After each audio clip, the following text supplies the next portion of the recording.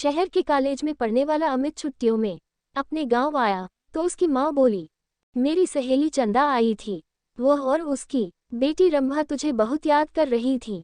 वो कह गई है कि तू जब गांव आए तो उनसे मिलने उनके गांव आ जाए, क्योंकि रंभा अब तेरे साथ रहकर अपनी पढ़ाई करेगी।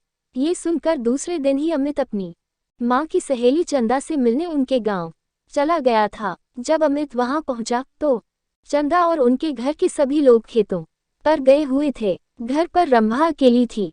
अमित को देखकर वह बहुत खुश हुई थी। रंभा बेहद खूबसूरत थी। उसने जब शहर में रहकर अपनी पढ़ाई करने की बात कही तो अमित उससे बोला, तुम मेरे साथ रहकर शहर में पढ़ाई करोगी तो वहां पर तुम्हें शहरी लड़कियों जैसे कपड़े पहनने होंगे, वहां पर यह चुन्नी बुन्नी का फैशन नहीं है।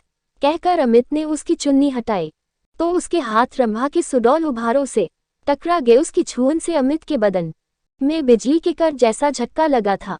ऐसा ही झटका रंभा ने भी महसूस किया था। वो हैरान होकर उसकी ओर देखने लगी तो अमित उससे बोला, ये लंबी चौड़ी सलवार भी नहीं चलेगी। वहां पर तुम्हें शहर की लड़की की तरह रहना होगा। उनकी तरह लड़कों से दोस्ती करनी होगी।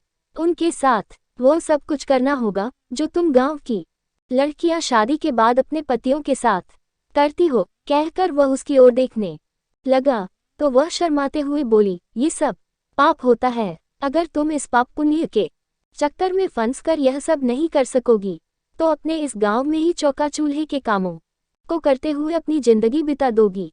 कहकर वह उसकी ओर देखते हुए बोला, तुम खूबसूरत हो, शहर में पढ़ाई करके जिंदगी के मजे लेना। इसके बाद अमित उसके नाजुक अंगों को बार बार छूने लगा।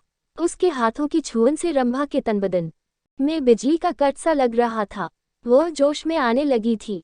रंभा के माँ बाप खेतों से शाम को ही घर आते थे, इसलिए उन्हें किसी के आने का डर भी नहीं था। ये सोचकर रंभा धीरे से उससे बोली, चलो अंदर पीछे वाले कमरे में चलते हैं।